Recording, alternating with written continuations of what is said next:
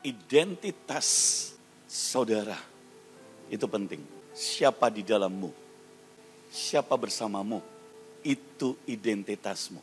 Jangan izinkan dirimu dijajah oleh iblis. Mengintimidasi, oh kau tidak layak, oh kau penuh dengan dosa, oh kau baru saja berbuat salah, oh dan banyak hal.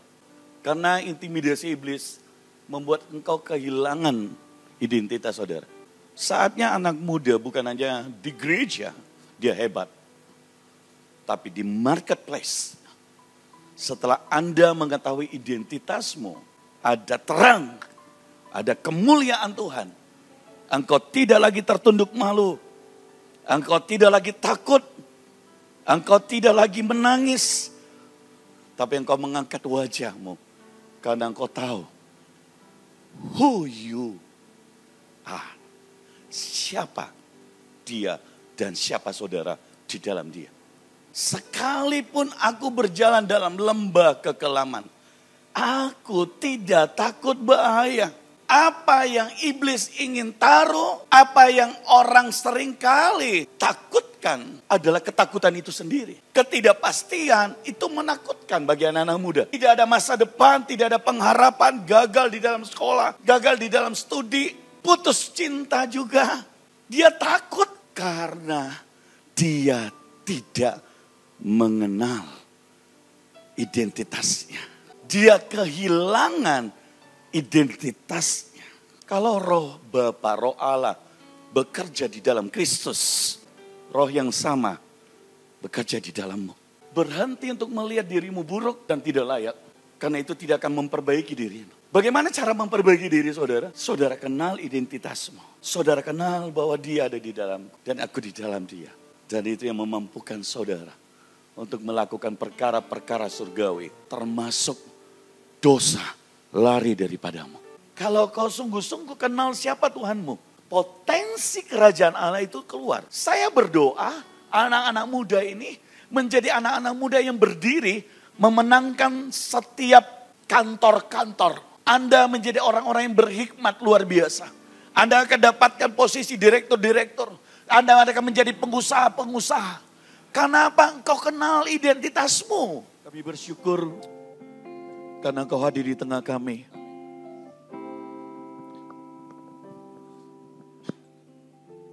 Ambil alih akan firman-Mu.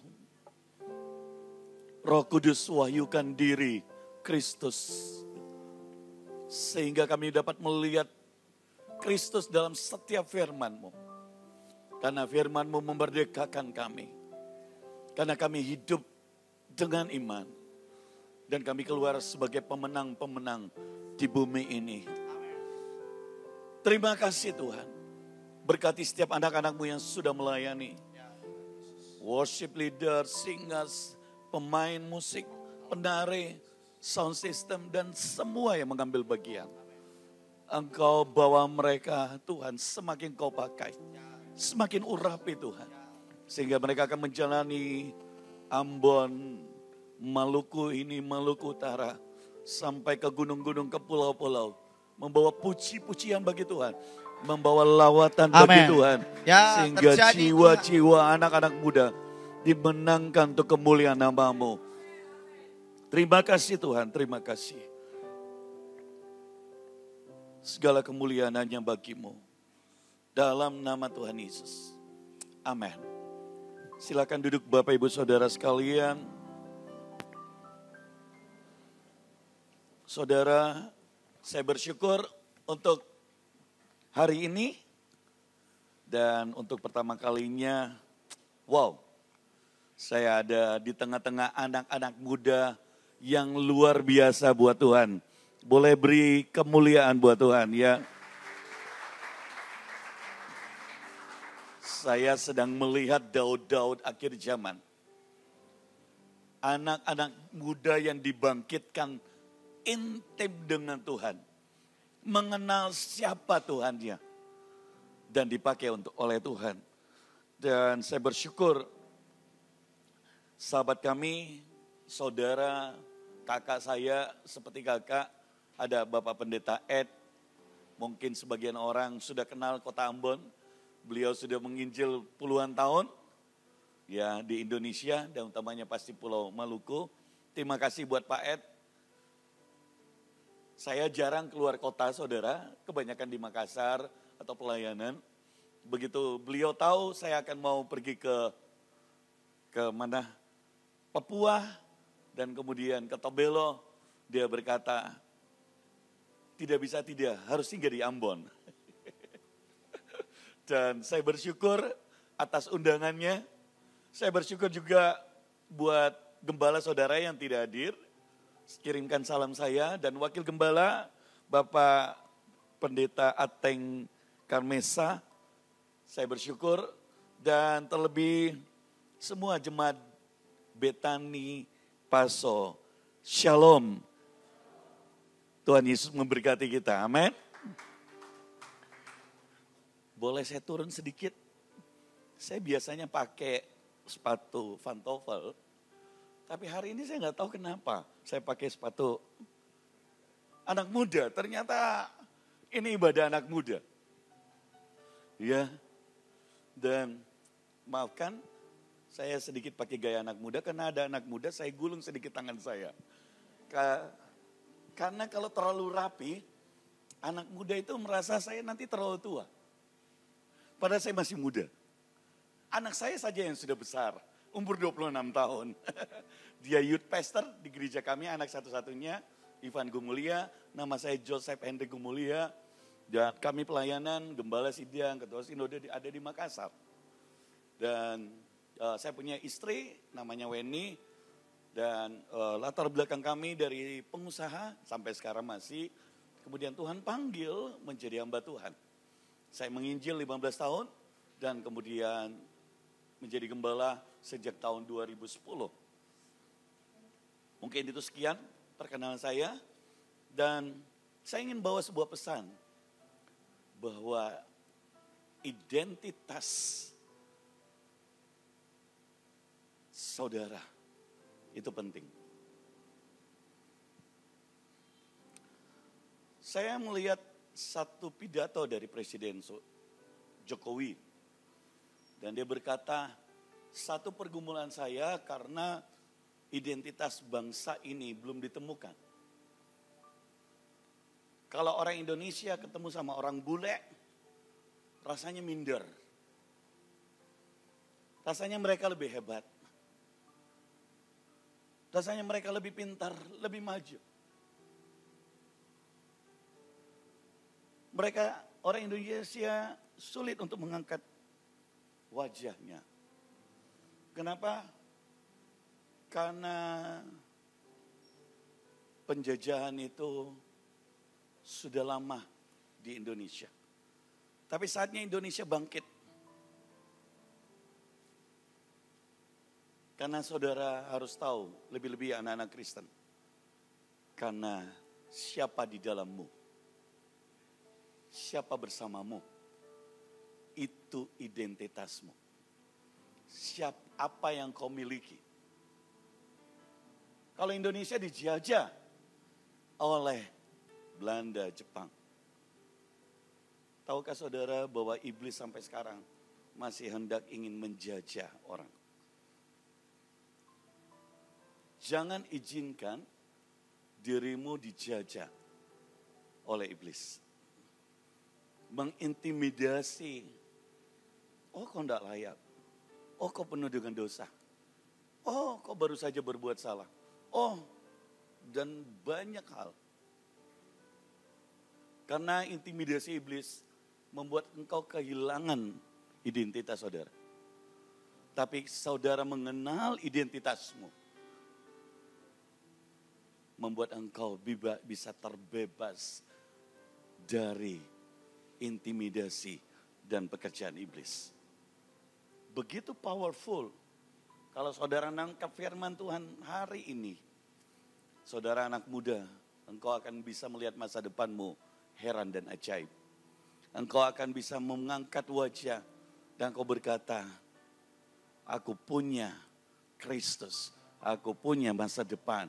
Aku punya perbuatan yang hebat. Aku punya Allah yang hebat. Aku akan melihat pekerjaan-pekerjaan Allah yang tidak pernah aku pikir dan bayangkan.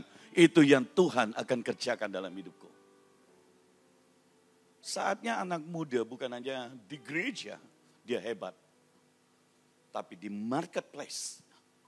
Setelah Anda mengetahui identitasmu, maka engkau akan keluar. Dan ada shine, ada terang, ada kemuliaan Tuhan. Engkau tidak lagi tertunduk malu. Engkau tidak lagi takut. Engkau tidak lagi menangis. Tapi engkau mengangkat wajahmu. Karena engkau tahu who you are. Siapa dia dan siapa saudara di dalam dia. Amin. Amin, saudara. Kalau saudara, saya ingin sebuah contoh. Anda anak, siapa yang paling dikagumi di Maluku? Siapa? Orang yang paling dikagumi di Ambon. Adakah pahlawan atau apa? Mungkin gubernur saya nggak tahu apakah dikagumi. Huh? Tapi lebih dari, maksudnya dikagumi itu karena bukan karena jabatannya, tapi karena hidupnya. Anggaplah gubernur, saudara anak gubernur. Karena saudara tahu, saudara anak siapa. Itu membuat engkau punya kepercayaan. Amen. Kalau saudara anaknya Jokowi, saudara punya kepercayaan. Hari ini Indonesia dianugerahi dia bisa menjadi ketua presiden negara maju G3, G20.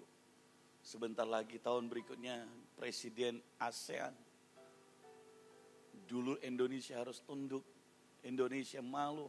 Saya kalau pergi ke luar negeri saudara, ditanya dari mana? 20 tahun yang lalu saya ngomong, dari Indonesia. Malu saudara. Malunya kenapa? Miskin, terkebelakang, dan tanpa sadar karakter itu. Datang ke bandara, airportnya tidak lebih dari kandang, tidak lebih dari. Gak ada yang menarik. Semua yang negatif diomongin saudara. Saya suka keluar negeri dari dulu. Jadi saya bisa tahu gambaran orang. Tapi puji Tuhan. Hari ini orang tanya. Papa dari mana? I'm from Indonesia. Wow, sekarang Indonesia hebat ya. Kenapa? Ada satu orang yang bisa percaya bahwa Indonesia hebat.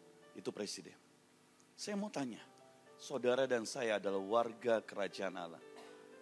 Dan Anda dan saya, kalau mengenal siapa Tuhanmu, kau kenal siapa dia. Dan engkau akan datang berkata, saya orang Kristen. Saya adalah anak Tuhan. Kenapa? Karena engkau kenal siapa Tuhanmu. Identitas itu penting saudara. Orang bangsa kalau kehilangan identitas, dia kehilangan jati dirinya. Kalau seseorang kehilangan identitasnya, maka dia tidak mengenal siapa dia. Pentingnya identitas itu. Dan sebagai orang Kristen, penting identitas itu. Dan hari ini, identitas saudara, saudara harus kenali. Ketika saudara menghadapi tantangan, menghadapi masalah, saudara tidak takut. Engkau tidak takut bahaya karena saudara kenal siapa di dalammu dan siapa bersamamu selalu. Amin. Saudara tidak sendirian. Kenapa orang banyak putus asa? Anak-anak muda. Kenapa dia sering kali putus asa? Dia happy ketika dompetnya tebal. baru dapat kiriman dari mama, dari papa. Ketika dia banyak uang, dia punya motor baru, dia punya mobil baru. Rasanya dia kemudian semangatnya bertambah. Apakah seperti itu saja? Itu gak cukup, saudara. Karena itu hanya sementara. Hanya itu mengikuti. Tapi kalau saudara tahu identitasmu, maka engkau akan berkarya. Maka semua karya dari dalammu akan bersinar. Akan menampakkan hasilnya dan berbicara siapa saudara dan siapa yang di dalammu. Wah, saya kayak datang ibadah orang tua ini. Biasanya saya datang ibadah anak muda, saudara, dia nggak diam. Dia berkata, dia lompat, yes! Saya mau itu, Tuhan. Itu bagian saya. Ada yang berkata, amin. Ada yang langsung beri tepuk tangan. God bless. I believe. I receive. Firman Tuhan berkata, waktu kau berkata ya dan amin, itu tergenapi dalam hidupmu. Saudara bukan sedang menonton film, sedang menonton artis atau sedang menonton seorang bicara. Tidak, saudara. Tidak.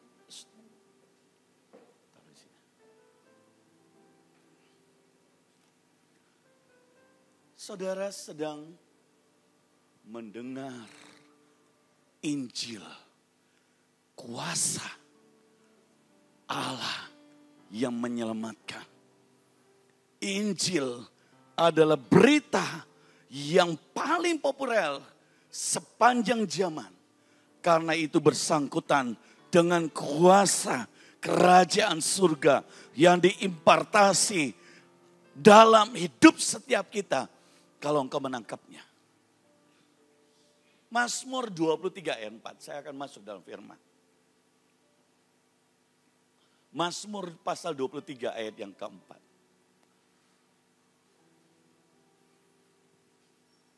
Ditampilkan di sini ayatnya atau? Saya tolong dibantu karena ada beberapa ayat. Mazmur 23 ayat yang keempat.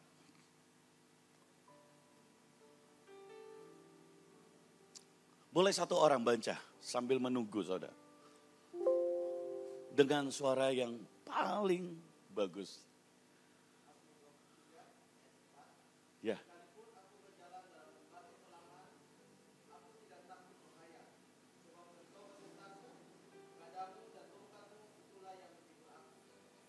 Terima kasih. Sekalipun aku berjalan dalam lembah kekelaman, aku tidak takut bahaya. Apa yang iblis ingin taruh, apa yang orang seringkali takutkan adalah ketakutan itu sendiri. Kenapa orang takut? Karena dia merasa ada sesuatu di luar yang lebih besar, lebih berbahaya, lebih berkuasa di dalam hidupnya. Sedang mengejar dia, menghantui dia, mengintimidasi dia. Dia merasa ada sesuatu yang tidak pasti di luar sana. Ada bahaya di luar sana. Dan bahaya itu menakutkan buat dia. Ketidakpastian itu menakutkan bagi anak-anak muda. Tidak ada masa depan, tidak ada pengharapan, gagal di dalam sekolah, gagal di dalam studi. Mungkin putus cinta juga. Putus dengan pasangannya. Padahal dia sudah sangat mencintai pasangannya itu. Padahal dia tidak tahu Tuhan sedang sediakan yang lebih baik. Makanya diganti, saudara. Dia takut. Kenapa takut? Karena dia tidak mengenal identitasnya. dia kehilangan identitasnya. Ya.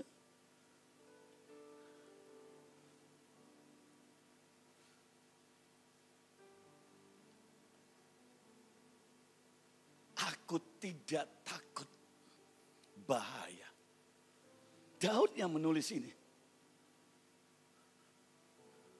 Aku tidak takut bahaya. Wow. Powerful, saudara. Kalau saudara sepanjang hidupmu bisa seperti Daud berkata, aku tidak takut bahaya. Kenapa? Karena dia kenal siapa Allahnya. Siapa yang bersama-sama dan selalu ada di dalam dia.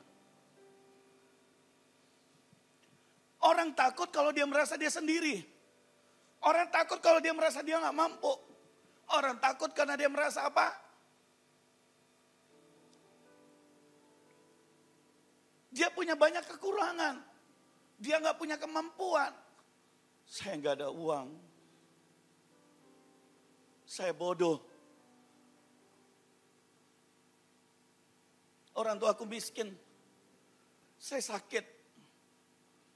Apalagi saudara. Saya gagal. Sudah 2 kali pacaran gagal terus. Mungkin saya tidak punya jodoh. Ada banyak hal. Ketakutan.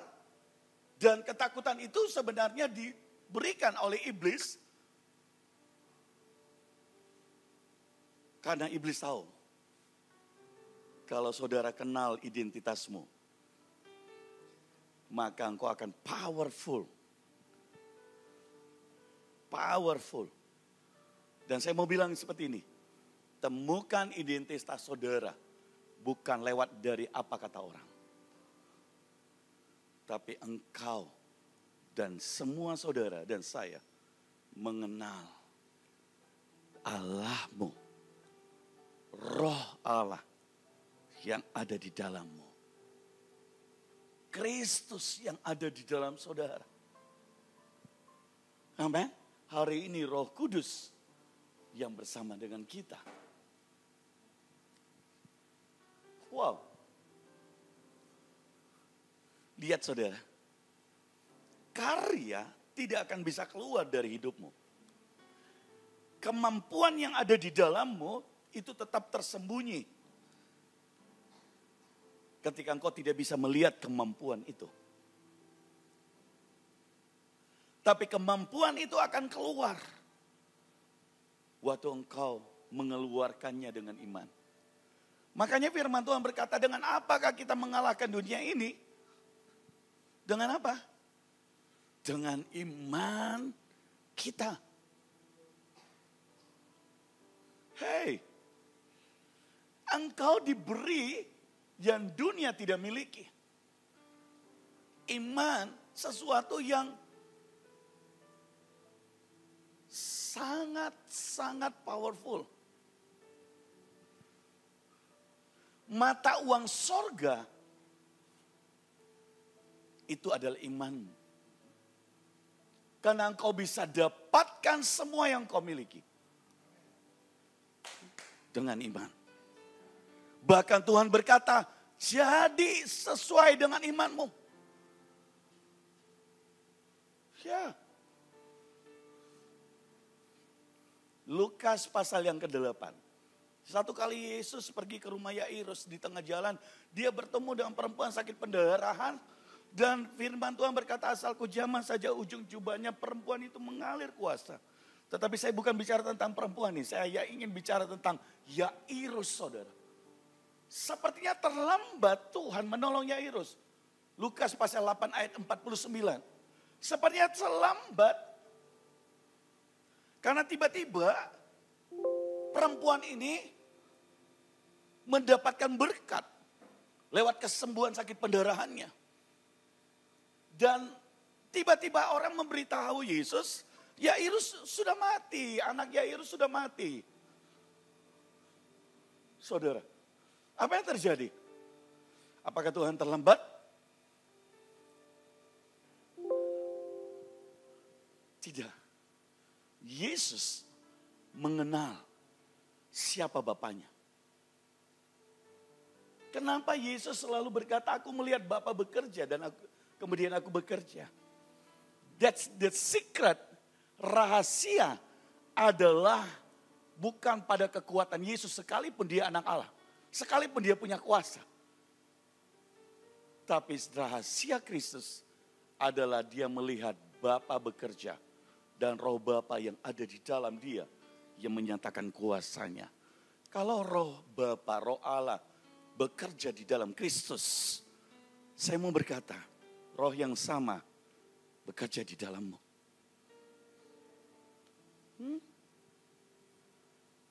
Dan berhenti untuk melihat dirimu buruk dan tidak layak. Karena itu tidak akan memperbaiki dirimu. Bagaimana cara memperbaiki diri saudara? Saudara kenal identitasmu. Saudara kenal bahwa dia ada di dalamku. Dan aku di dalam dia. Dan itu yang memampukan saudara untuk melakukan perkara-perkara surgawi. Termasuk dosa lari daripadamu. Ya. Ya. Kasih mengalahkan segala dosa. Mari kita lihat Lukas pasal yang ke-8 ayat 49 sampai 55. Bolehkah anak muda bantu saya? Oh, oke. Ketika Yesus masih berbicara, datanglah seorang dari keluarga kepala rumah ibadat itu dan berkata, anakmu sudah mati. Jangan lagi engkau menyusahkan guru. Saudara, ada orang yang keluarga Yairus datang dan dia bilang anaknya Yairus sudah mati. Terlambat. Tapi lihat cara Yesus saudara, ayat 50. Tetapi Yesus mendengarnya dan berkata kepada Yairus, jangan takut, percaya saja dan anakmu akan selamat. Ketakutan bukan dari Tuhan. Ketakutan mematikan. Bahkan orang yang belum mati pun menjadi mati karena ketakutan. Jadi kalau engkau takut, engkau harus tahu itu bukan dari Tuhan. Pak, saya usia 17 tahun saudara. Kena penyakit. Oke, saya selesaikan. Baru saya bersaksi. Ayat yang ke-51.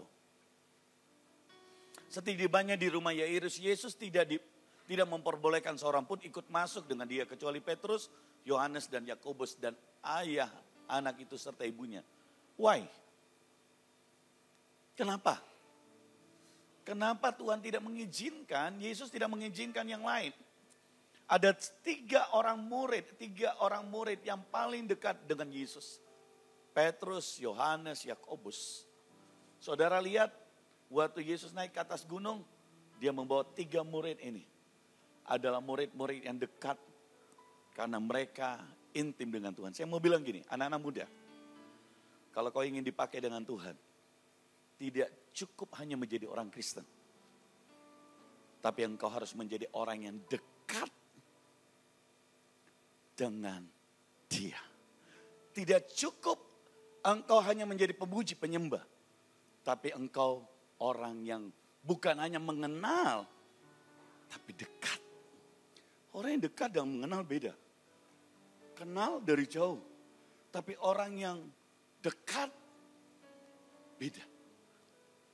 Sahabat adalah orang yang dia bergaul.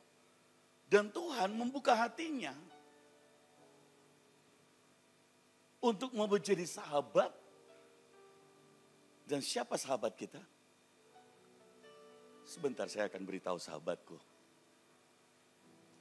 Ayat 52 saudara. 52. Semua orang menangis dan meratapi anak itu. Akan tetapi Yesus berkata, jangan menangis, ia tidak mati, tetapi tidur.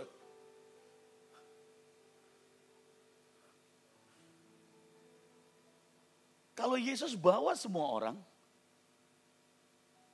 ruangan itu adalah ruangan mujizat. Yang dia lihat adalah orang yang mati. Saudara. Dan ketika orang yang mati secara mata, semua orang udah percaya. Seumpama ini Pak Ferdi, dia mati. Kalau saya bilang saya bangkitkan dia, seseorang bilang, ini gak mungkin. Mungkin dia tertidur. Atau dia mati. Semua orang lihat dia tunduk begini. Mungkin dia tidur. Atau dia mati.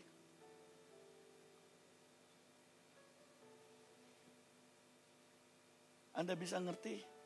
Ketika orang lain menjadi tidak sepakat. Mencuri iman orang lain. Oleh sebab itu kalau saudara melayani, selalu harus ada sepakat.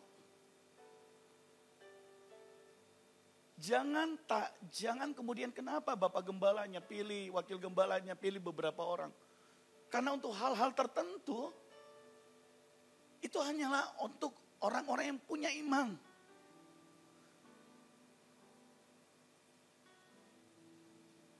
Ketika saya bangkitkan dia dan berjalan,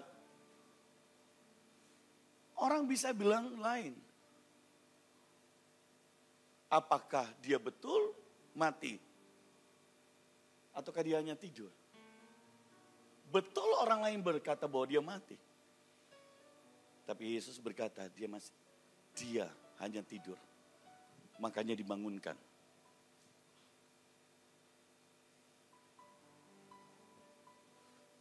Orang tidur berbeda dengan orang mati.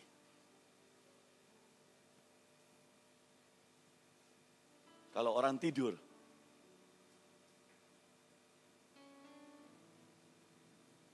mudah untuk dibangunkan. Tahukah saudara bahwa kesulitan apapun yang kau miliki, bagi Yesus sangat mudah. Karena cara pandang Tuhan adalah berbeda dengan cara pandang manusia. Lihatlah setiap perkara yang saudara alami seperti Tuhan. Lihatlah, pandanglah setiap masalah yang sedang datang seperti cara Tuhan memandang. Masalahmu besar, tidak ada orang yang bisa nolong. Tapi dia berkata, dia tidur. Yesus tidak perlu teriak ketika dia harus membangunkan. 53, ayat 53. Saudara lihat. Mereka menertawakan dia karena mereka tahu bahwa anak itu telah mati. Ayat 54. Ayat 54. Lalu Yesus memegang tangan anak itu dan berseru padanya, "Hai anak, bangunlah." Kalau orang itu sudah mati, Lazarus bangkit. Berjalanlah. Tapi anak ini, di pandangan Tuhan, dia tidur. Bangunlah. Ayat 55 saudara. Maka kembalilah roh anak itu. Dan seketika itu juga ia bangkit dan berdiri. Lalu Yesus menyuruh mereka memberi anak itu makan. Benar, dia mati. Tapi bukankah Yesus yang memberi hidup? Yesus yang memberi roh. Dan firman Tuhan berkata, kembalilah roh anak itu. Setiap orang yang membedakan dia hidup atau mati adalah bergantung dari apa? Rohnya. Jadi kalau rohnya itu sudah tidak ada, dia sudah mati. Jadi saya masuk satu poin yang penting. Ketika Adam dan Hawa, Tuhan berkata gini, kalau engkau makan buah pengetahuan baik dan jahat, engkau akan mati. Pertanyaannya, waktu Adam dan Hawa makan buah pengetahuan baik dan jahat itu, mereka apakah mati? Tidak. Nafasnya masih ada secara manusia. Tapi yang mati adalah rohaninya, hubungannya. That's ini penting. Engkau dan saya diberi roh. Dan peliharalah roh itu dengan cara apa? Hubunganmu dengan Tuhan. Saudara harus jaga lebih dari siapapun. Anak saya, Ivan, baru-baru dia ada calonnya. Ya, sudah 26 tahun anak saya. Berarti saya 27. Sampai soalnya saudara terlalu serius. Saya lihat. Iya. Jadi saya kasih senyum sedikit saudara. Iya. Dia suka dengan ceweknya ini. Orangnya baik. Dan saya bilang sama dia. Dia bilang sama calonnya ini. Dia berkata begini. Di keluarga kami, ama saya, artinya neneknya, mama dari saya, mengajar bahwa kita, keluarga kita ada karena Yesus. Dan ama saya selalu berkata, kenali Allah nenek moyangmu. Allah dari ama, Allah dari papamu. Dan engkau harus kenal. Dan dia berkata, keluarga ini ada karena Tuhan. Andaikan kita nggak mengenal Tuhan, mungkin keluarga kita tidak ada sekarang. Mungkin tidak dikenal.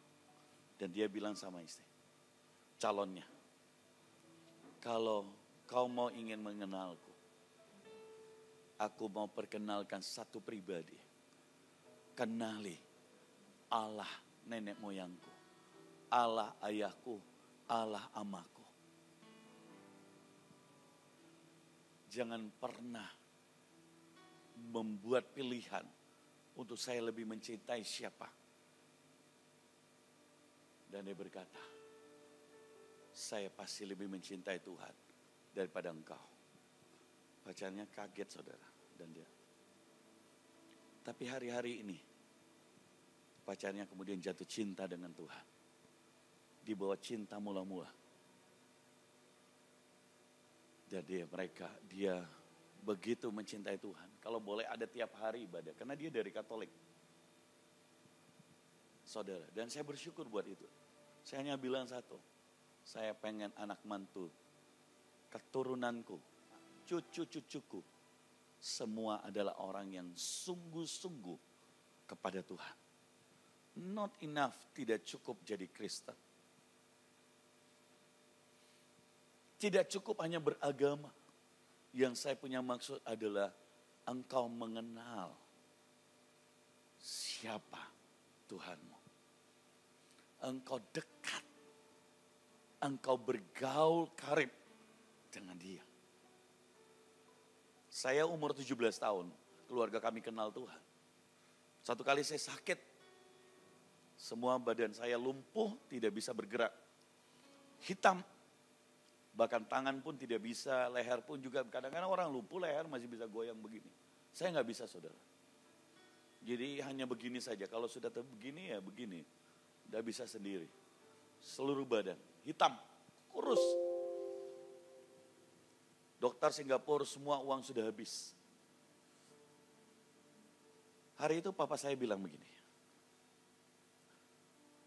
Keluarga kami dari Kedat. Dan hari itu papa saya bilang gini. Kamu harus kenal Yesus. si penyembuh. Kamu harus kenal bahwa Tuhan Yesus sanggup untuk menyembuhkan. Saya bilang, bisakah saya sembuh? Dokter berkata, enggak mungkin. Dokter berkata, sudah tinggal 3 bulan. Dan hari-hari ini waktu itu Papa. Dan saya ngomong satu kali, Papa bilang gini, yuk kamu baptis. Saya bilang, saya belum sembuh. Dan juga saya belum percaya. Tiba-tiba saya ngomong gini, kalau Tuhan sembuhkan saya ingin kenal siapa Kristus itu. Malamnya, saudara, di hari saya putus asa, sepanjang hari saya minta maaf ke semua keluarga, adik saya 5 bersaudara, papa, mama, opa, semuanya. Malam itu saya seperti akan meninggal. Tapi tiba-tiba Tuhan datang, singkat cerita.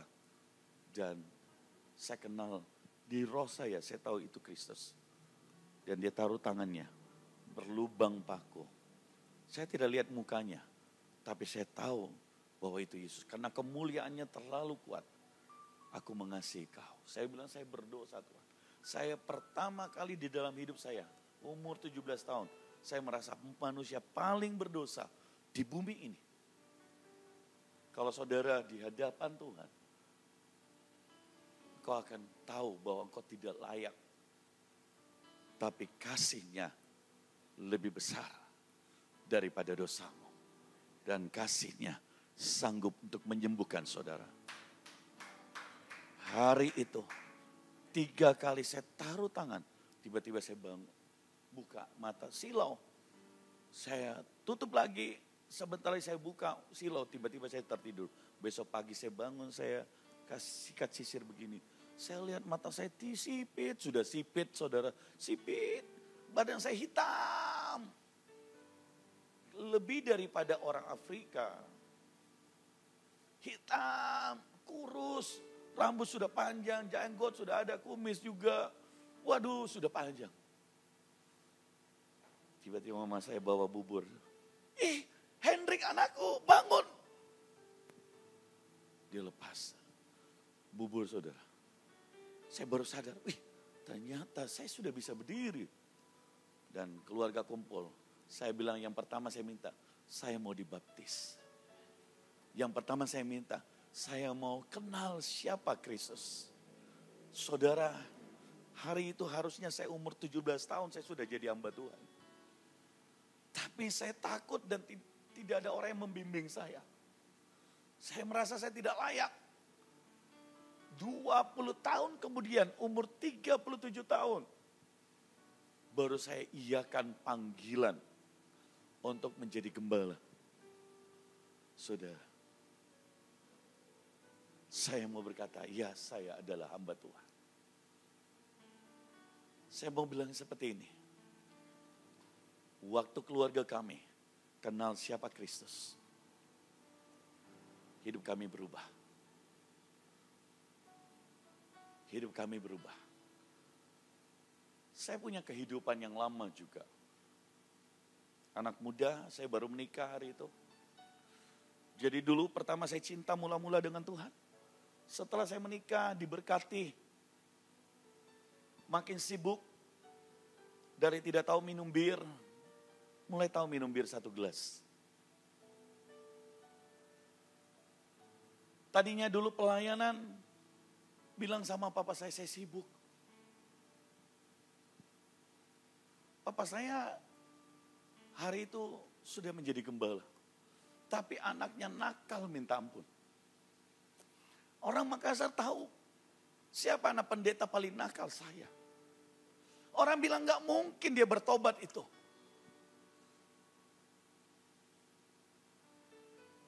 Dan saya merasa saya hari itu dari tidak tahu minum, dari minum. Dari minum sedikit, semua 1/4 bir, 1/4 gelas bisa muntah-muntah saudara. Tapi dari 1/4 bisa naik setengah gelas, bisa naik 1 gelas, jadi 2 gelas, 3 gelas, 4 gelas. Kalau cuma bir, minum sampai pagi 2 hari tidak mabuk-mabuk. Bahkan terikat minum Chivas setiap hari. 1 botol, saudara. Kenapa? Waktu orang kehilangan roh Tuhan di hidupnya, hadirat Tuhan, dia akan coba cari kompensasi yang lain.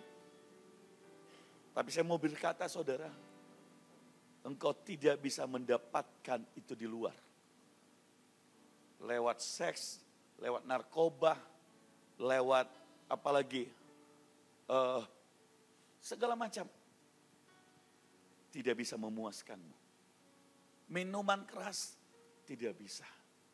Hanya satu pribadi yang memuaskan setiap anak-anaknya. Yaitu apa? Hadirat Tuhan. Menyembah dia. Melayani dia. Mengenal akan dia secara pribadi. Hari itu secara bisnis saya diberkati. Tetapi saya kehilangan yang terbaik.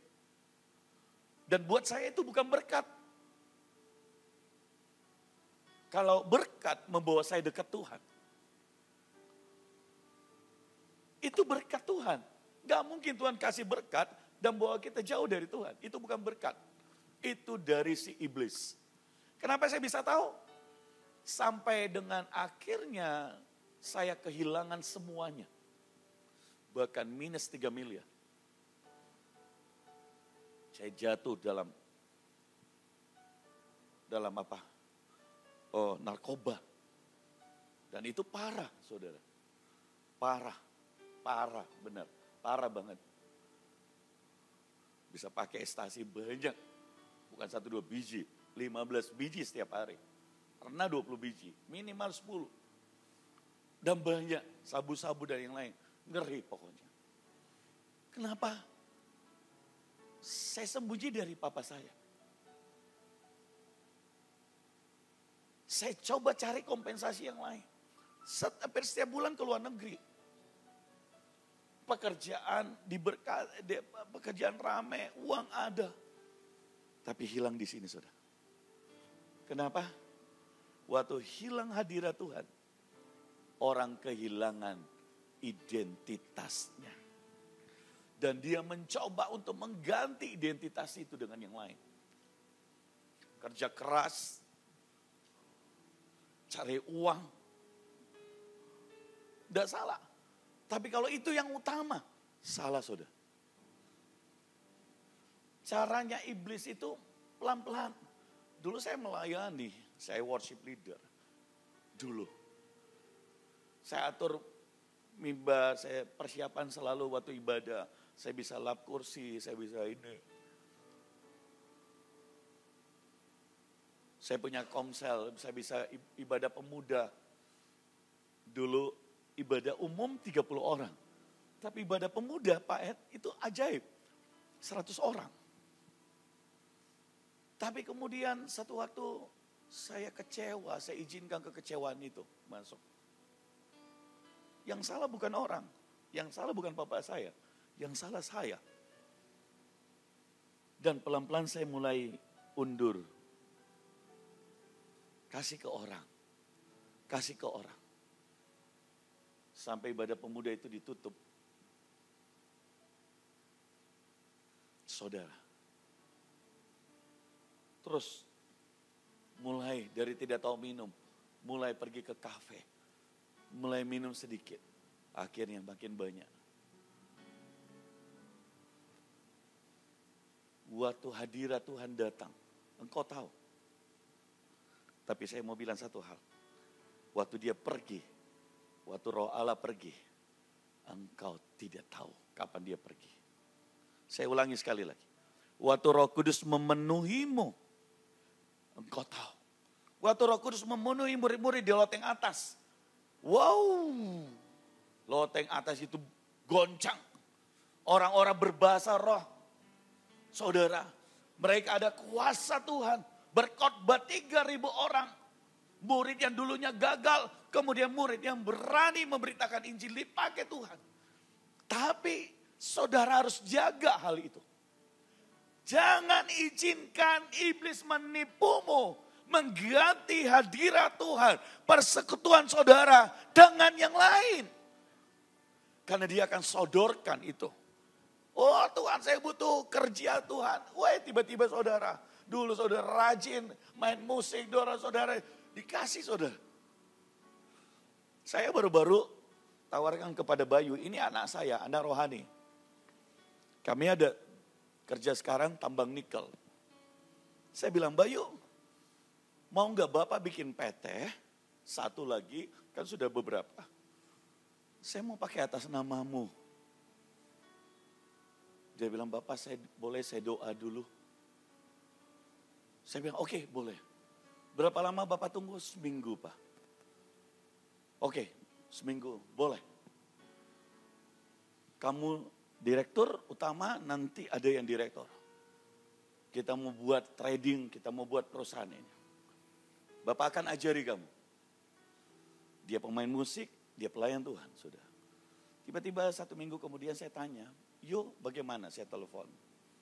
Dan jawabannya bikin saya kaget, saudara.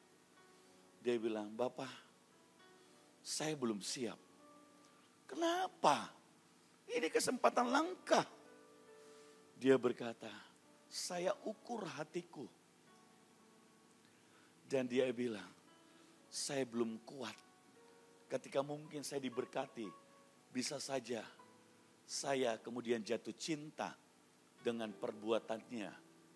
Tapi bukan lagi jatuh cinta dengan dia. Mungkin saya akan bangga dengan perbuatannya. Tapi saya tidak lagi dekat dengan dia. Saya menjadi bisa kurang menginginkan. Dan saya dengar dia bicara. Saya berkata, Tuhan, terima kasih. Saya berkata, kamu doa, Bapak tunggu sampai waktu Tuhan. Tapi buat saya jarang yang seperti itu. Banyak orang kalau tidak usah berdoa. Betul?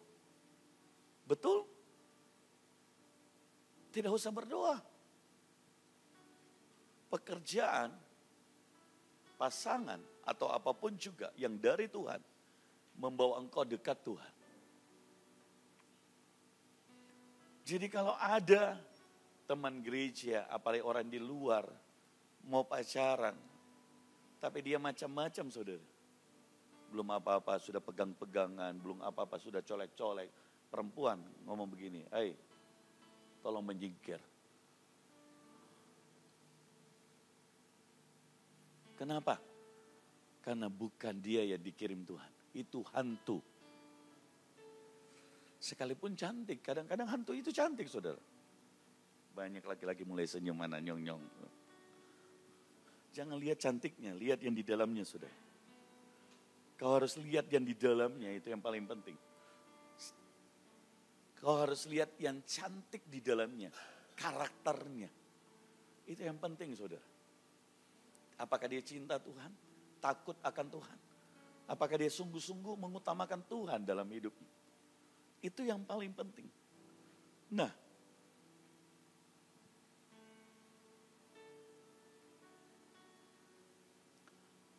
Lukas pasal yang ke-12 ayat 32. Ayat ini sangat bagus. Bicara tentang kerajaan Allah. Lukas pasal 12 ayat 32. Bicara tentang identitasmu.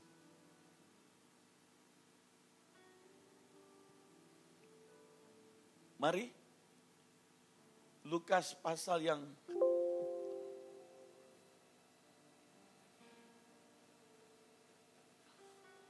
boleh satu orang? Lukas 12 ayat 32.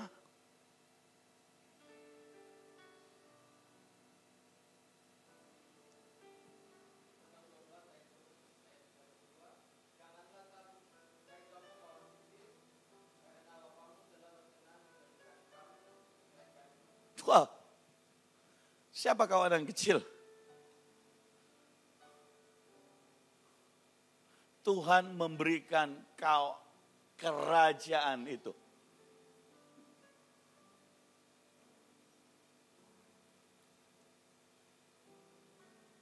Tuhan memberikan kerajaan itu. Saudara belum bilang amin. Tuhan memberikan kerajaan itu. Tuhan memberikan kerajaan itu. Anda harus tahu seberapa powerful kerajaan itu. Dan dia memberikan kepadamu. Waktu kapan? Waktu engkau menerima Yesus. Waktu dia diam di dalammu. Waktu engkau percaya bahwa kerajaan itu sudah diberikan. Oleh sebab itu saudara selalu jangan takut, tidak ada tempat buat ketakutan. Sebab engkau memiliki kerajaan itu. Dan kerajaan itu di dalammu saudara. Matius 28 ayat 20.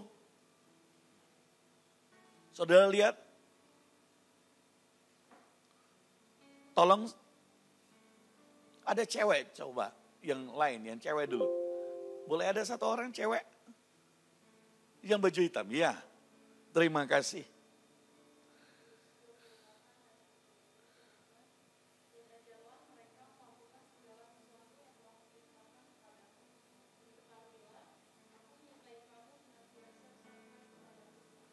Aku menyertai kamu sampai akhir zaman.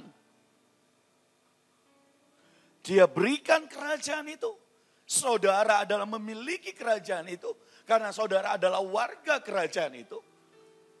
Semua potensi, semua kekayaan, kerajaan itu adalah milikmu. Di dalam Kristus. Karena engkau adalah putra. Karena engkau adalah anaknya.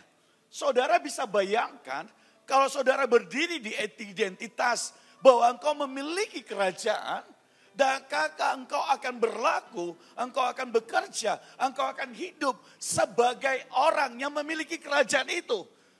Sama memiliki kuasa, otoritas, kekayaan. Oleh sebab itu Yusuf berbeda. Karena dia percaya. Dan hikmat Tuhan berkarya atas hidup Yusuf. Karena dia tahu dia keturunan Abraham, Ishak dan Yakub. Kerajaan itu nyata dalam. Kalau engkau melihat dirimu kecil, yang kau kerjakan perkara kecil. Kalau kau melihat dirimu tidak mampu, yang kau lakukan tidak mampu. Walaupun perkara yang mudah, kau bilang, tidak bisa. Saya nggak mampu. Kenapa? Karena kau melihat menurut ukuran manusia. Tapi kalau saudara lihat bahwa kerajaannya diberikan atasmu. Engkau bukan lagi orang yang miskin, tapi engkau memiliki kerajaan. Engkau bukan lagi orang yang tidak mampu, karena engkau diberi kuasa. Bahkan Tuhan berkata, aku menyertaimu senantiasa. 1 hari saja, 2 hari saja, 3 hari saja, tidak. Sampai akhir zaman. Mungkin engkau sudah tidak ada. Tapi janji Tuhan bagimu sampai akhir zaman. Mungkin saya akan dipanggil Tuhan. Papa saya sudah dipanggil Tuhan sebagai hamba Tuhan. Tapi perjanjian dari papa saya. Perjanjian Tuhan bagi keluarga kami. Pengenalan Tuhan yang diwariskan. Itu sampai akhir zaman. Apa artinya? Anak cucumu saudara, keturunan Anda, engkau akan lihat karya Tuhan sampai akhir zaman. Oleh sebab itu penting, engkau harus cari pasangan yang seiman. Bukan hanya seiman, sepadan. Jangan yang satu rohani, satu ini. Anak saya benar-benar seorang hamba Tuhan, cinta Tuhan, saudara. Saudara, Kot Ivan Gomulia, gitu. Saudara bisa lihat di Facebook saya, Joseph Hendrik Gomulia. Itu. Dan dia khotbah. Orang bilang khotbahnya lebih baik dari saya. Dia kenal perempuan asalnya dari Katolik. Dan dia bilang begini, saya ingin dia mencintai Tuhan. Jadi cintanya dia harus kasih batasan, karena dia belum melihat anak itu sampai cinta Tuhan. Karakternya bagus, wajahnya cantik. Tapi yang paling penting, dia mengenal Tuhan. Dan dia berkata, kita harus hidup dalam kekudusan. Kita harus tahu batasan. Anak saya pergi ke Melbourne. Satu kali ada cewek naksir sama anak saya. Dan cewek itu curhat sama Ibu Amel ini, sekretaris saya, suaminya di belakang. Dia bilang gini, ceweknya tanya, cewek itu yang naksir sama Ivan, tapi belum pacaran naksir. Dia tanya, waktu kamu di Melbourne, boleh enggak saya tanya, apakah kamu pernah tidur sama-sama, tinggal sama-sama? Karena di luar negeri orang pacaran, orang tinggal di apartemen, kadang-kadang tinggal ada dengan ceweknya, dengan pacarnya. Dan hampir semua seperti itu. Dia bilang, kamu perempuan yang pertama tanya saya seperti itu. Jadi saya dapat cerita dari Ibu Amel. Dia bilang, enggak. Dia tanya, kenapa? Dia bilang, ada dua hal, minimal. Pertama, saya ingin mendapatkan yang baik. Istri yang baik. Saya ingin istri yang takut Tuhan. Dan kalau saya ingin seperti itu, berarti saya harus memantaskan diriku untuk mendapatkan istri yang seperti itu.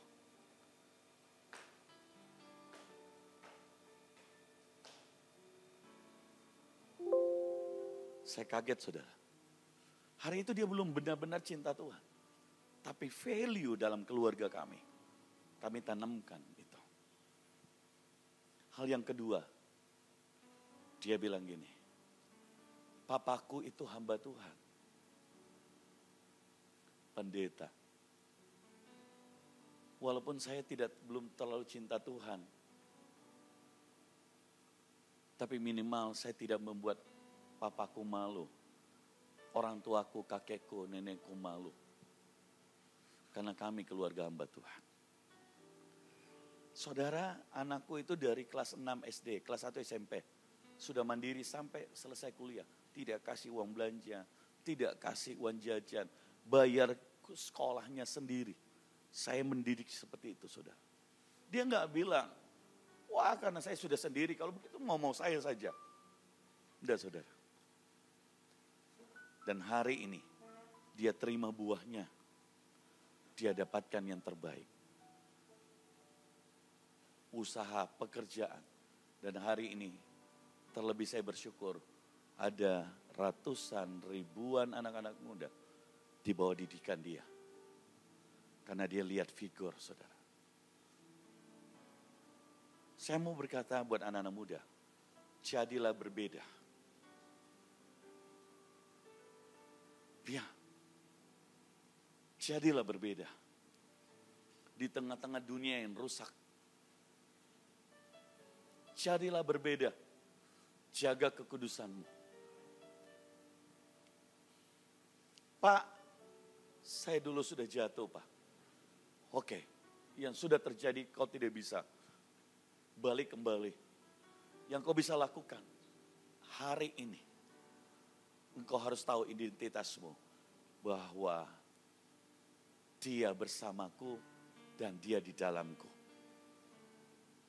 Aku punya masa depan. Aku punya kehidupan. Aku punya kerajaan yang harus aku rawat. Jangan contohi kesalahan saya, saudara. Iblis tarik pelan-pelan. Tarik pelan-pelan. Oleh sebab itu jangan pernah tanamkan kecewa kecewa dengan teman gereja, kecewa dengan pemimpin, kecewa dengan gembala, kecewa dengan siapapun. Tidak ada, jangan. Karena itu cara iblis yang membawa engkau ditarik keluar dari perkumpulan kawanan orang-orang beriman. Yang saudara harus tahu adalah saudara harus praktek firman. Engkau harus mengampuni, engkau harus bisa memberi kesempatan orang lain. Karena di gereja adalah tempat bukan orang-orang semua hebat. Tempat orang-orang berdosa. Yang dimana kita saling membangun, kita saling menguatkan, kita saling memperingati satu dengan yang lain. Firman Tuhan berkata, aku akan menyertai engkau apa? Sampai akhir zaman. Siapa yang menyertai kita? Yesus sudah pergi ke surga. Yohanes 14 ayat 16 sampai 18. Ini yang menyertai saudara. Yohanes pasal yang ke-14 ayat 16 sampai 18. Boleh tolong yang cewek boleh sekali lagi. Yohanes pasal 14 ayat 16 sampai 18.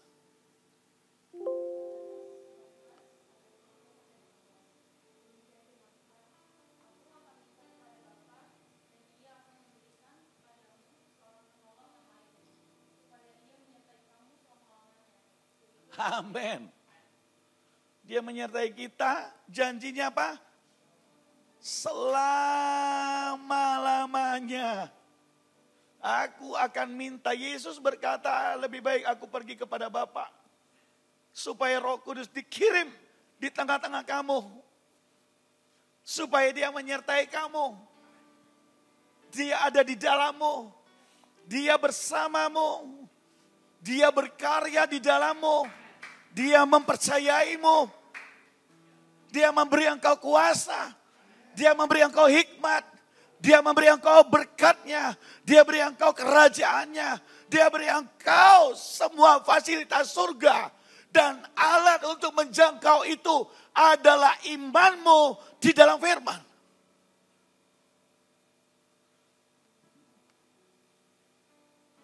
Wow. Wow. Terus boleh tambah, kasih sampai selesai. 17. Yaitu roh kebenaran.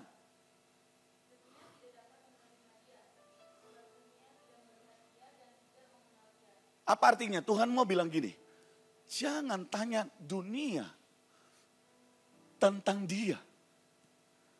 Karena dunia tidak menerima dia.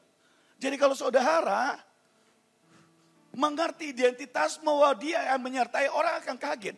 Siapa dia? Begitu powerful hikmatnya. Begitu luar biasa ketika dia bekerja, ketika dia bisnis, ketika dia melakukan segala sesuatu. Ada hikmat yang luar biasa. Siapa? Karena engkau memiliki yang dunia tidak miliki. Karena engkau memiliki roh kebenaran itu. Engkau memiliki kerajaannya dan semua kuasa itu. Lanjut. Tetapi kamu mengenal dia. Terus. Wow. Lanjut.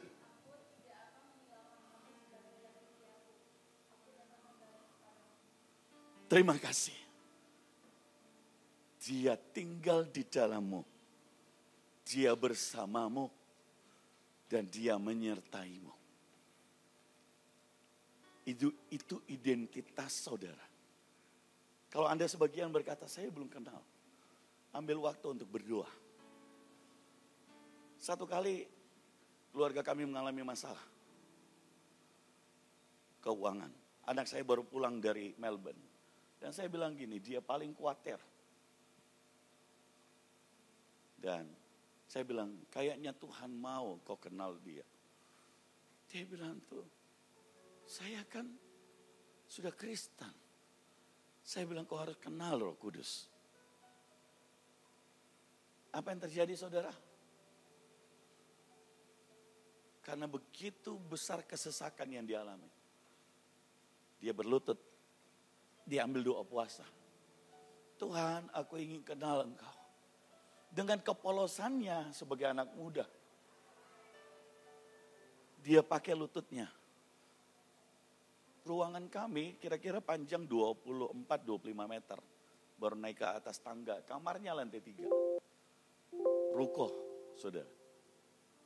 Dia naik begini. Dia cerita. Dari depan pintu. Dan dia berkata sambil dia nangis. Tuhan, aku ingin kenal Engkau.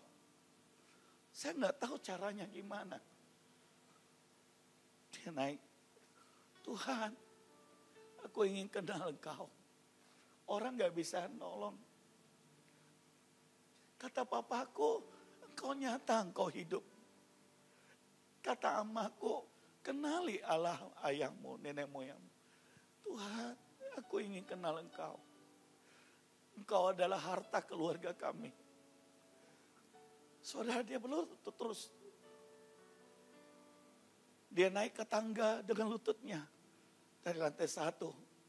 Kadang-kadang dia sujud, dia nyembah. Dia hanya bisa nangis. Naik lantai 2, lantai 3 ke kamarnya. Di depan kamarnya dia kasih ketok-ketok kepalanya. Tuhan, Ivan ingin kenal Engkau. Ivan rindu Tuhan. Sambil dia nangis, saudara.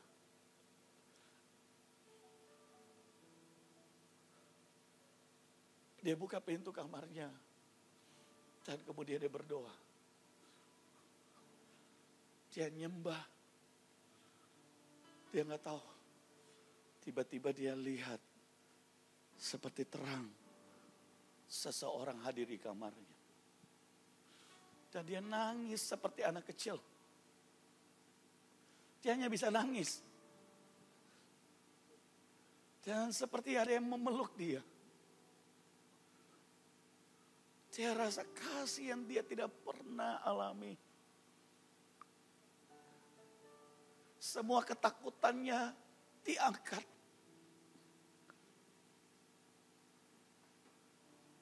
Dan hari itu dia jatuh cinta.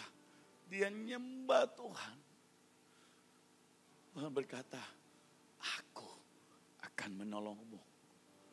Dia gak minta ditolong Tuhan masalah.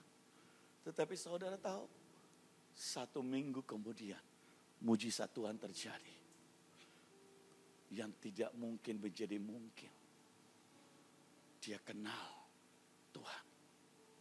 Buat saya, tidak cukup anakku bukan orang narkoba. Tidak cukup dia bukan orang yang bermain, maksudnya dalam persinahan. Dia bukan seperti itu. Tidak narkoba. Tapi buat saya itu tidak cukup. Sampai saya melihat dia benar-benar jatuh cinta dengan Tuhan. Setelah dia jatuh cinta dengan Tuhan, dia mulai dengar apa kata Tuhan. Saudara, apa yang Tuhan suruh? Beri makan kota. Tuhan dia bilang, dia tanya, siapa yang masak? Engkau. Dan dia masak Indomie, saya masih ingat. Satu kali saya lihat dia masak Indomie, subuh-subuh jam 4. Jadi jam 4 dia udah bangun, kemudian jam 5, setengah 6 kira-kira dia masak. Dia jam 4 dia udah doa, karena jam 8 dia sudah harus kerja. Jadi setengah 5, jam 5 dia udah masak Indomie, saudara. Siapa yang jago masak Indomie sini? Karena dia bilang dia cuma bisa masak Indomie. Tapi Indominya paling luar biasa. Anda kan Indomie itu panjang-panjang ya. Begini. Anda tahu, tiba-tiba dia gunting gitu Indomie. Gitu. Saya di belakang saya lihat. Kenapa ini anak gunting Indominya? Gitu. Jadi Indomie itu jadi kecil-kecil kayak bubur. Tiba-tiba dia sadar, aduh kenapa ini jadi begini? Indomie. Jadi dia kasih Indomie di pack 150 pack. Dan sambil dia nangis, dia bilang apa? Tuhan, hanya ini yang Ivan bisa persembahkan. Tuhan, Ivan ini banyak cacat, banyak celahku. Hanya ini yang bisa Ivan persembahkan untuk Engkau. Dia nangis, saudara. Persembahanku ini cacat, Tuhan. Tolong kuduskan biar jadi berkat. Dia bagi saudara dengan timnya beberapa orang. Tiba-tiba ada kesaksian, ada orang bilang begini, saya kemarin berdoa, saya pengen makan Indomie Tuhan. Kakak hari ini bawakan saya Indomie. Dan orang itu nangis. Dan itu konfirmasi. Dia berkata, mulai hari ini, sekalipun itu cacat Tuhan, tapi aku mau lakukan untuk kau. Satu kali mamanya marah, Pak Ed, istri saya. Karena ya mama, anak satu-satu sayang, anaknya sudah kurang tidur, malam begitu. Dan dia tanya, sudah begini saja, kita kan punya 10 lebih restoran, ayam penyet Pak Comot gitu. Dulu Sogogi belum ada ya. Ada 10 lebih koki itu begitu banyak. Sudah kasih uang saja, kasih mereka masak. Mereka kan biasa masak 1.000, 2.000, 3.000, 5.000, 10.000, 20.000 pun pernah kita buat. Sampai 30.000 lebih. Waktu buat KKR saudara. 30.000 lebih, 50.000 orang ada. Kita buat 32.000. Pack ayam penyet, Pak Comot. Nasi ayam penyet dengan ininya. Dia berkata, sudah kamu buat. Kasih aja. Gak usah terlalu capek. Tapi karena mamanya ngomong terus, apa yang dia jawab? Dia bilang, mama sini. Karena mama terus desak saya. Dia bilang, kenapa mesti saya masak? Karena ketika saya masak, bukan saya memberkati mereka. Mereka yang memberkati saya. Waktu saya masak, cintaku pada Tuhan bertambah. Cintaku pada Tuhan semakin bergelora. Ketika saya membagi buat orang-orang miskin, bukan mereka yang memberkati saya, bukan saya yang memberkati mereka. Mereka yang memberkati saya. Jadi dia bilang, Ma, mungkin Ivan belum bisa banyak buat untuk Tuhan.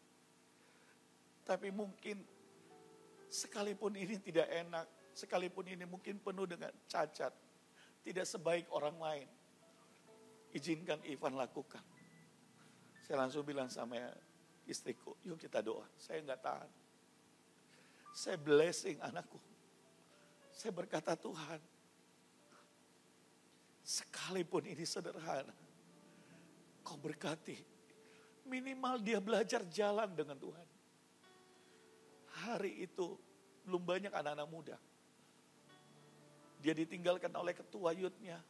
Di gerejanya 20-30 orang yud. Anda tahu hari ini, ketika dia jadi ketua yud, hari ini sudah 300-400 orang yud di gereja kami.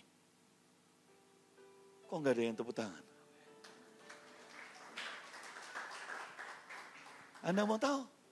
Hari ini dia pegang ribuan karyawan.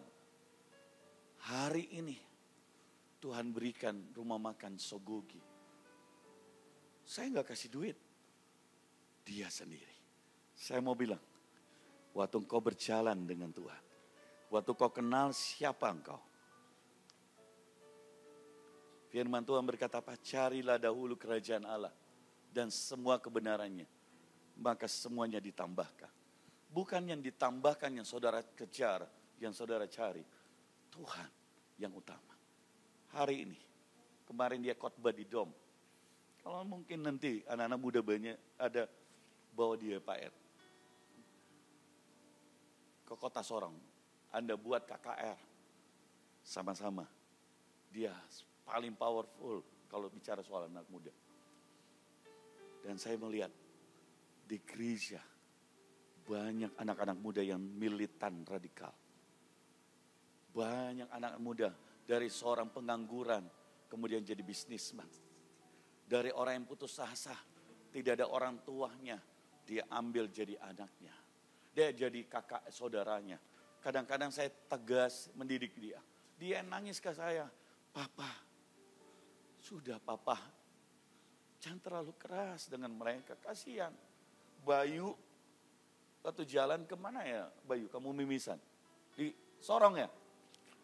Bayu mimisan, saya yang datang ke kamar saya, Mama, ada istri saya. Mama, kasihan itu Bayu. Papa mungkin suruh dia atau habis tegur dia mimisan. Mungkin dia appreciate. Pada saya sendiri nggak pernah ketemu, nggak tahu. Tapi dia saking sayangnya dengan saudara-saudaranya. Karena itu seperti kakak. Anak saya cuma satu, tapi dia punya saudara rohani di gereja. Mau dia keriting kah, mau dia putih kah, mau dia hitam kah, mau dia ganteng kah, mau dia cantik kah, saudara. Semua dianggap saudara. Semua dianggap saudara. Waktu pertama kali dia bawa ceweknya datang ke gereja. Ibu Amel, saya tanya, Ibu Amel, kenapa itu anak-anak heboh begitu? Saya tanya. Saya WA, saya telepon, Ibu Amel tadi waktu pulang gereja kenapa heboh begitu? Ribut sekali di gereja. Dia bilang apa? Pak, hari ini, hari apa? Hari patah hati sedunia. Kenapa bisa? Itu Koko kan bawa ceweknya. Papa tidak tahu, bilang Koko itu idola di gereja semua. Cewek-cewek dalam hati simpan. Gitu, karena dianggap semua saudara. Begitu dia bawa cewek pertama kali di gereja. Patah hati semua orang. Saya bilang masa? Saya bilang iya. Saya kasih tahu dia. Coba kau bawa anak-anak muda itu siapa-siapa. Hibur mereka. Gitu, bahwa nanti Tuhan berikan yang terbaik buat mereka. Saudara, waktu kau kenal identitasmu, dia berkarya.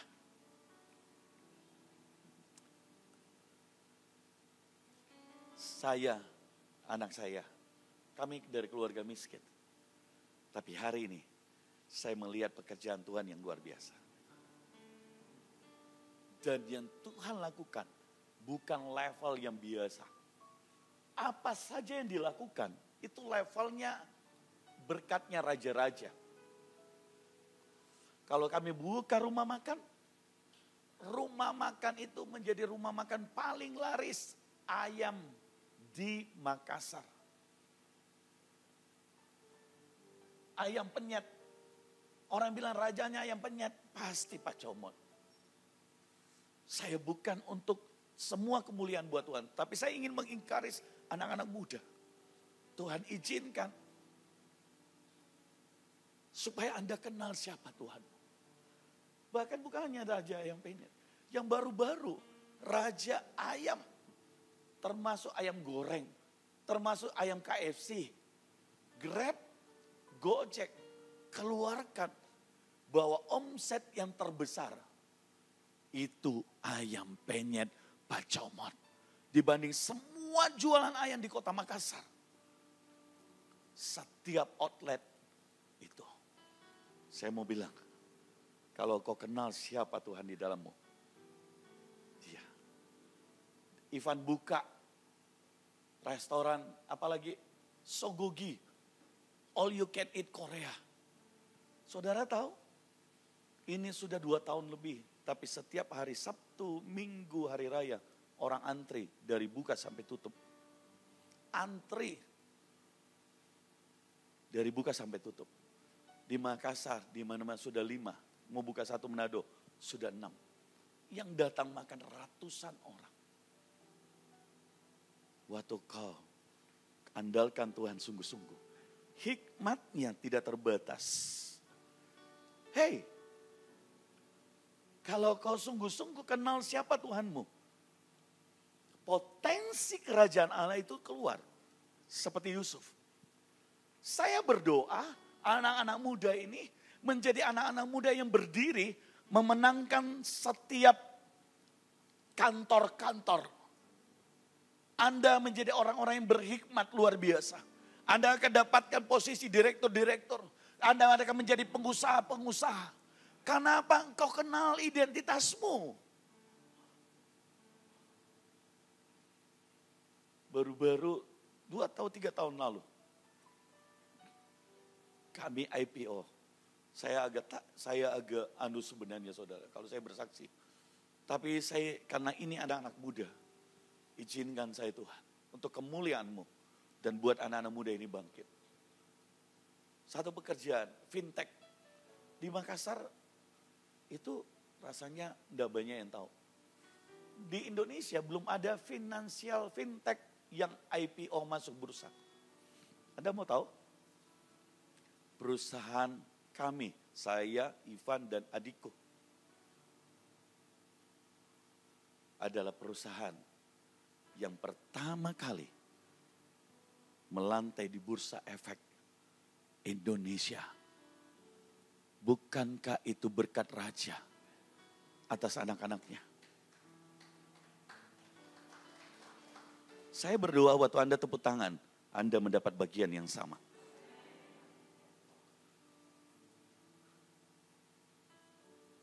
Dan di Makassar belum ada perusahaan yang masuk bursa.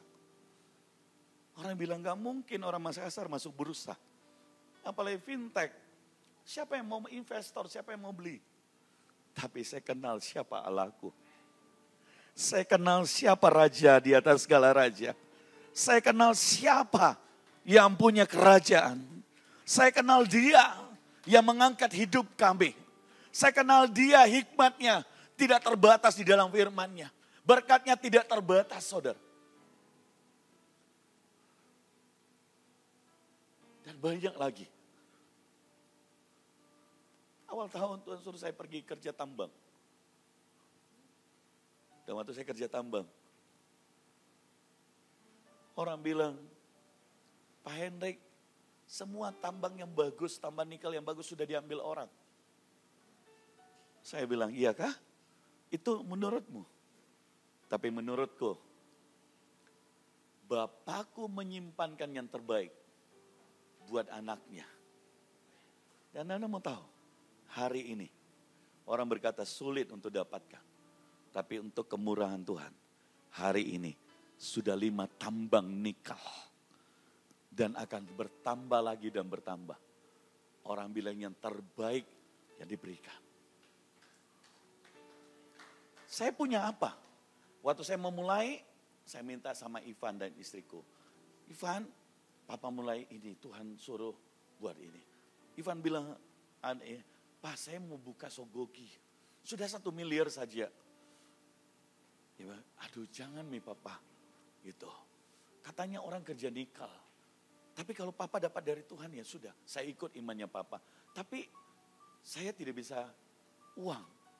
Uang semua saya sudah kasih istri dan anakku saudara.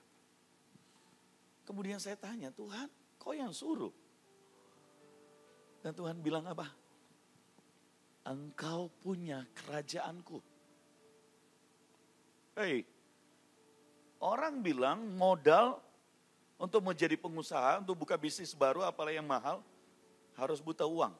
Anda pasti dengar bilang apa? Iya Bapak itu berhasil, karena ada banyak modalnya. Benar ya? Iya karena dia diberkati. Iya kan? Ya, mulai mangguk-mangguk. Ya dari tadi pikirannya pasti gitu. Saya juga ada kalau ada uang bisa berhasil. Tapi saya bilang saya mau mulai. Tidak ada. Bahkan saya beri nama perusahaan itu, Heset. Tuhan bilang kasih setiaku menyertaimu. Bahasa Ibraninya Heset. Heset Makmur Indonesia. Bahkan bukan satu. Heset Glory Internasional. Itu membawahi beberapa tambang. Saya mau bilang saudara. Bahkan apa yang terjadi?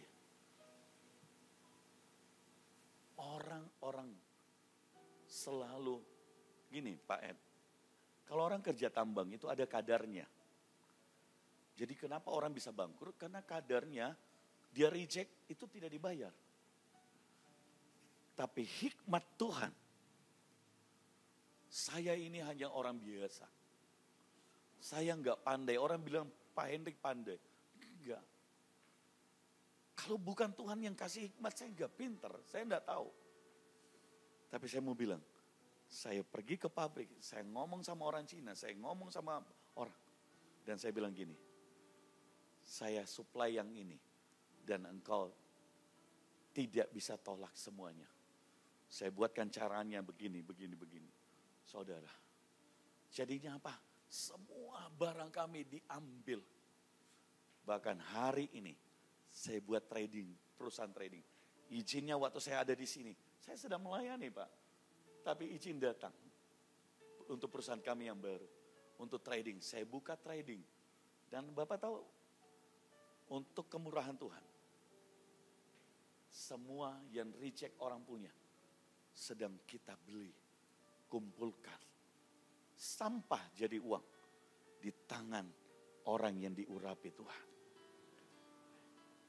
Orang lain miskin, Yusuf penuh dengan berkat. Hari ini saya berikan rahasianya. Waktu engkau selalu sadar, lihat dirimu.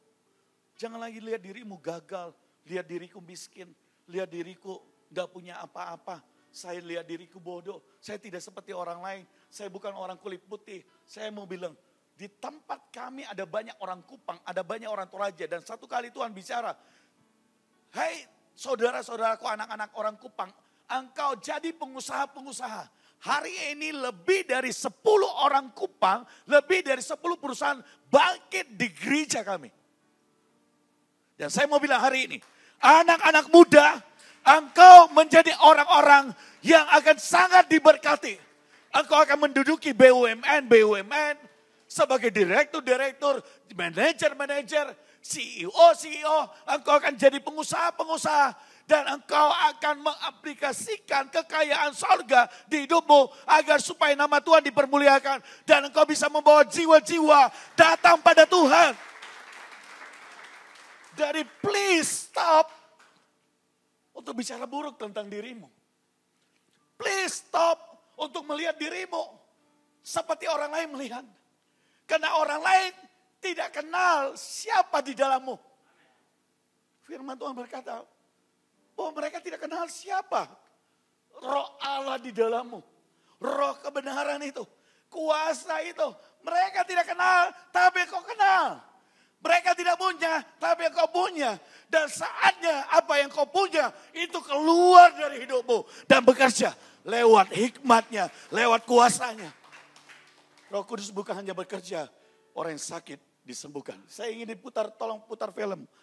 Yang sebelum datang di sini, minggu lalu saya ke Bangkai Laut. Dan ada seorang ibu tua. Ibu ini sudah... Nah, ibu ini saya tahunya tadinya sakit stroke. Karena dipapa oleh 2 cucunya. Kemudian saya ajak jalan. Tapi ternyata dia bukan hanya sakit stroke. Dan dia bisa jalan. Hari itu Tuhan bawa dia jalan. Tapi dia bisu dari kecilnya. Tidak bisa bicara. Tapi saya mau bilang saudara. Kalau kau kenal kuasa di dalammu. Kau kenal kuasa di dalammu. Dia membuka mulut yang bisu. Dan ibu ini bisa bicara. Saudara, kalau dia bisa menyelamatkan engkau dari jurang maut, masakan dia tidak bisa memberikan yang lainnya, kata firman Tuhan. Kalau dia memberikan putranya yang tunggal bagimu, masakan dia harus menyimpan memberikan yang lain. Kalau bapamu saja di dunia tahu memberi yang baik, apalagi dia. Tapi bagian saya dan saudara adalah mengenal akan dia. Dan berjalan bersama dengan Tuhan. Dan memuliakan Tuhan. Amin. Lihat saudara.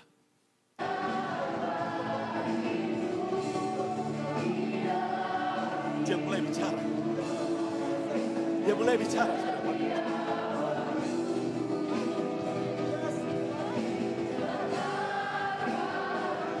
Saya sedang minta dia bicara Yesus. Awal-awalnya tidak jelas saudara. Tapi kemudian menjadi jelas.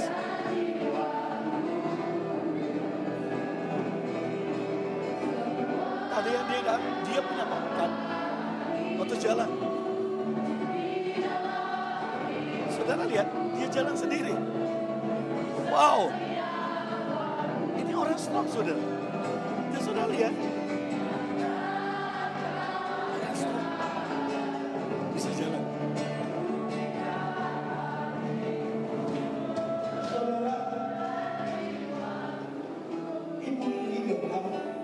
Tidak bisa jalan dengan baik. Tapi saya mau bilang, saya melihat dia bisa jalan, bukan hanya bisa jalan, bisa lari. Ibu bisa lari? Hah? Bisa lari dengan saya? Saya ajak dia lari, saudara. Haleluya. Bukan hanya bisa jalan, bisa lari.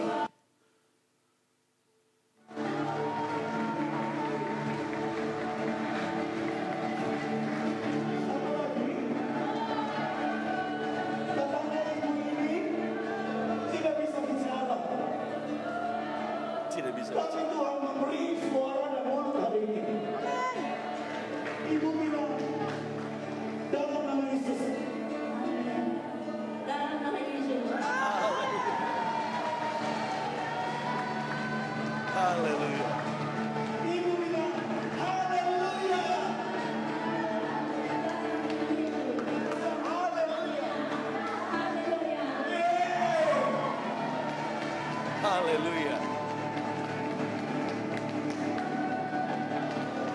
Terima kasih.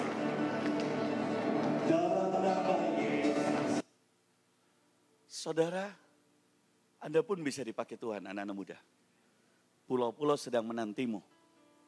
Gunung-gunung, Pulau Buru, saya dengar dari Bapak Wakil Gembala, ada banyak orang-orang saudara-saudara kita yang lain yang belum kenal Yesus sedang menanti saudara situ.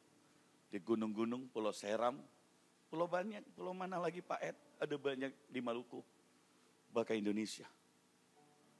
Waktu engkau melayani, ada sebuah ayat yang saya paling suka. Yesus bicara, kalau saya tidak salah, Matius 11 ayat yang pertama. Kita coba ingat, saya lupa. Murid-murid punya kampung halaman, benar gak? Hah? Murid-murid juga punya masalah, keluarga. Tapi Yesus berkata seperti ini. Waktu mereka pergi melayani orang lain, Yesus melayani keluarga mereka. Matius, setelah Yesus selesai berpesan kepada ke-12 muridnya, pergilah ia dari sana untuk mengajar dan memberitakan Injil-Injil di dalam kota-kota siapa? Murid-murid. Saya dapat rema seperti ini. Mungkin kau punya masalah. Tapi waktu engkau percaya pada Tuhan, tanganmu terbatas. Tapi kalau tangan Tuhan yang melayani keluargamu, melayani masalahmu, maka engkau ditolong. Bagian kita ikut Tuhan, melayani Tuhan, melayani jiwa-jiwa. Tuhan akan melayani keluargamu. Waktu saya melayani di sini, Tuhan yang melayaniku. Izinku selesai. Waktu saya melayani, apakah kami berkekurangan? Enggak, saudara. Enggak pernah habis berkatnya. Saya jemput kita bangkit berdiri.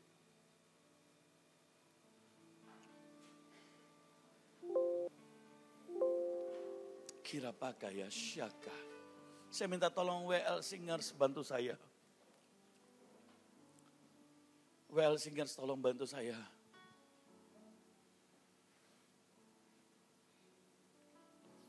Saya berdoa Anda pulang dan mengenal identitasmu.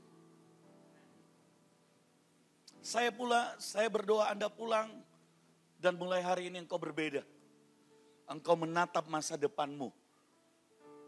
Engkau bisa bertemu dengan orang dengan percaya diri. Bukan karena engkau percaya dengan sombong. Tapi karena engkau kenal siapa Tuhanmu. Waktu orang lain merendahkanmu, waktu orang lain mengejekmu, jangan malu, jangan takut. Kenapa? Karena engkau tidak hidup berdasarkan perkataan orang. Tapi engkau dan saya hidup berdasarkan perkataan Tuhan. Berdasarkan perkataan firman. Waktu kau berkata, oi kau gagal. Kau jangan takut, saudara. Seperti orang berkata, sudah terlambat masuk bisnis nikel. Kau gak akan kebagian yang baik. Saya bilang salah. Bapakku menyimpankan yang terbaik. Dan saya melihat hari ini. Saya mau beritahu. Orang-orang pabrik, orang-orang Cina dan orang-orang tambang yang lemah. Dia bilang apa? Kenapa Pak Hendrik bisa dapat ini? Anda terlambat tepuk tangannya, saudara. Karena Bapakku sesuai dengan iman berkata, dia menyimpankan yang terbaik bagi anak-anaknya. Ciptakan masa depanmu dengan perkataanmu. Ubah atmosfermu. Bukan hanya waktu kau di gereja. Waktu iblis ingin mencuri benih. Waktu iblis ingin mencuri mematikan imanmu. Ubah dengan perkatakan firman. Penuhi hidupmu dengan firman. Setiap hari baca firman. Jangan baca WA. Jangan nonton YouTube saja. Tapi dengarkan khotbah. Baca firman saudara. Penuhi. Supaya ketika saudara butuh sesuatu, firman itu hidup. Sebagai senjata perang saudara. Karena firman itu yang jadi. Kekayaan itu diberikan. Saudara harus tahu kekayaan itu apa? Firman Tuhan. Karena bumi diciptakan dengan firman-Nya. Saudara dan saya diciptakan oleh firman. Dan firman itu kekayaan. Kau akan dapatkan semua berkat. Saudara,